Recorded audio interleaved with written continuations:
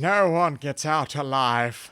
Sounds like high school. What is up, Netflix fans? Welcome back to my channel. Finally not in a hotel room, back home for the time being, but today we are talking No One Gets Out Alive. I was excited for this movie for various reasons. We're going to talk about it. Get in that comment section down below. If you like this video, let me know. Drop your thumbs up. Let's do it. So an immigrant in search of the American dream who, after being forced to take a room in a boarding house, finds herself in a nightmare she just can't escape. And Cristina Rodlo's character arrives in Cleveland illegally with no money, very little clothing for what's going to be an extremely cold winter, and after finding cash-in-hand work at a local garment factory, she decides that she's going to rent this room that is extremely cheap from a character by the name of Red in a boarding house. Now, this is a message to anyone who is looking for a place to stay.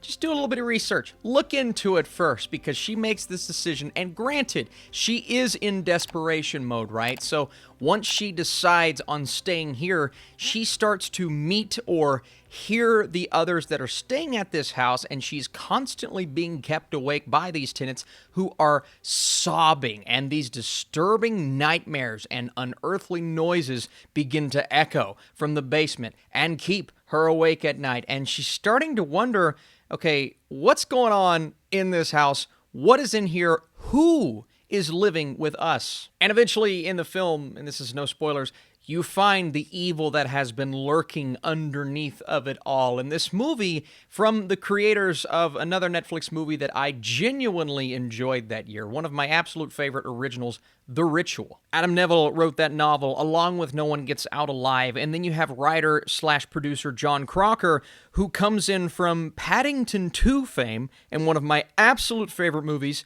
American Animals. So you have a great crew writing this film, a competent director, and the direction throughout is solid. It's a very dark movie. It captures that ominous, just icky, nasty feeling that you probably should be getting from a movie like this. Now, because of that, you can't necessarily rave about the cinematography or just the overall look of the movie, but that's what it's going for. That's what it captures okay. And then you have the characters, and our lead character, again, she is in desperation mode, and it's important to note that the summary says she is an immigrant. She's feeling very alone. That makes her feel isolated, and you feel that isolation coursing through her as the movie progresses, but I found myself really wanting more from the story, from the plot, from the intensity of the film, all throughout the first two acts of the movie. Again, it's a nice sense of buildup. You get to know her as a character and those kind of around her, and the mischievousness of a character like a Red, who you're just not really sure about. You kind of get the motivations there towards the end of the movie. Even then, I wish there was a bit more fleshing out, but you know there is something off about this character, and you know there's something off about this entire situation.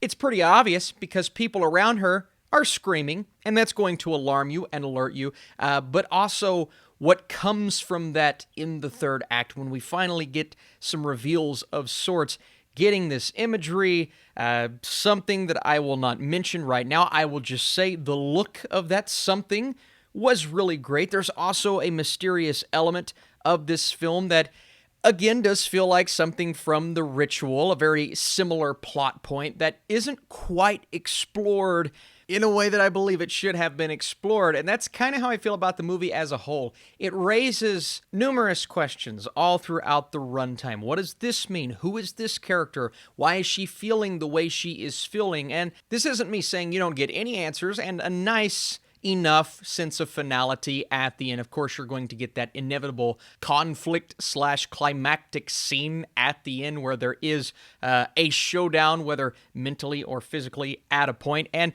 we do get some very intense, horror-centric thriller moments at the end, right? You get a little bit of violence in there, some revenge that I thoroughly enjoyed, but I was still left with a lot of questions about the questions that were raised that should have given us answers. And because of that, once the movie ended, you know, I was having a little bit of fun in the third act, but I immediately forgot about everything because the sense of finality, while there within her story arc as a whole, there were so many different things that I didn't get answers to. I was just like, okay. And in that, it does kind of feel like it's going to be a dump truck movie where you watch a film, you're slightly entertained, but within 1 to 2 days, you kind of dump truck it out of your brain. It doesn't mean it's bad. Again, I really liked most of the performances in this movie. Our lead is good. The character of Red is intense. Some of the other tenants in this place, you feel the fear that is coming from them.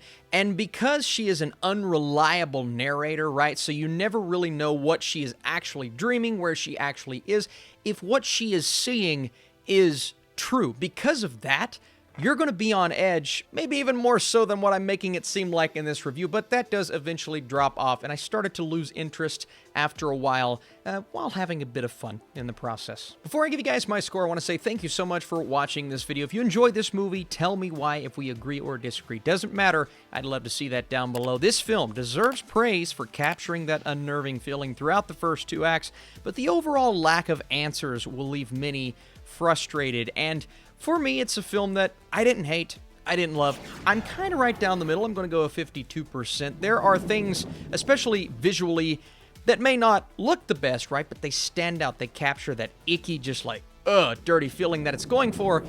But I needed more from the plot itself. That's kind of where I'm at. So let me know. What do you guys think about this one down below? Are you watching it on Netflix this weekend? Are you a fan of The Ritual, which I genuinely believe is a great movie? If you're going to watch one, I would recommend that one. You guys the best. I'll see you soon.